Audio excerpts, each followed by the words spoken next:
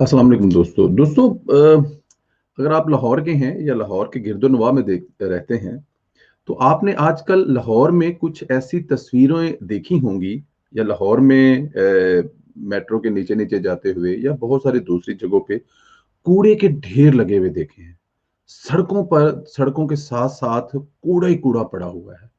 पिछले कुछ दिनों से ये तस्वीरें हमारे सामने बहुत मुसलसल और तवातर से आ रही हैं कि कूड़ा उठाया नहीं जा रहा। अब उसकी वजह पंजाब गवर्नमेंट के ज़ाहिर मामलात होंगे, काम करने वालों के साथ वो जो कंपनियां वहां पर काम कर रही थी उनके साथ जो प्रॉब्लम होंगे, जो मसाइल होंगे, वापस चली गई हैं कुछ कहते हैं, कुछ कहते हैं कि कॉन्ट्रैक्ट एनीमोर नहीं है। दोस्तों मैं अक्सर जब पाकिस्तान आया करता था तो मैं जहाँ रहता हूँ, जहाँ मेरे वालिदैन रहते हैं, मैं जब सुबह निकलता था तो मैं यहाँ हॉलैंड की तरफ पे वहां पे देखता था कि कूड़ा उठाने वाली गाड़ियां बाकायदा वैसे ही आती थी और वो जो खाली प्लाट पड़े होते थे ना उनको साफ कर दिया गया था मोहल्लों में आगे पीछे, और वहां पे कूड़ा फेंकने वालों को जुर्माना था और वहां पे डब्बे लगे हुए थे।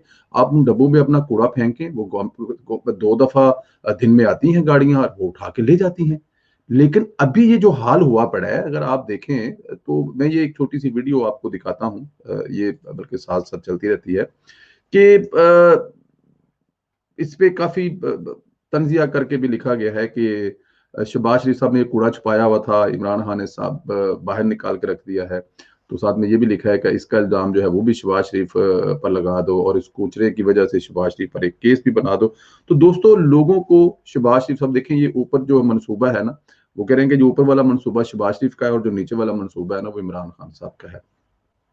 नाअहली जो है ना वो नजर आती है। अब मुझे आप खुद बताएं कि इससे बड़ी नाअहली और क्या होगी कि आपने पंजाब में एक ऐसे बंदे को लगाया हुआ है जो खुद अपने आप को साफ नहीं कर सकता। मेरा ख्याल है खुद तो आप नहाना भी नहीं आता ना, उन्हें तो नहा देंगे 4 बंदे मिलके। जिस तरह का वो बंदा आपने पंजाब पर लाकर बैठा दिया, और पिछले 2.5 साल में ऐसा करैक्टर मेरे ख्याल में जब से लफ्ज पंजाब बना है तब से लेकर अब तक बुजदार जैसा करैक्टर इस सूबे में नहीं आया होगा।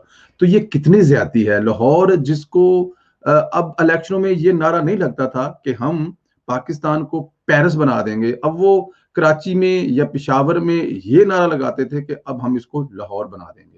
लाहौर अपनी खूबसूरती की वजह से तो पहले ही मशहूर था, मेहमान नवाजी की वजह से तो पहले ही मशहूर था।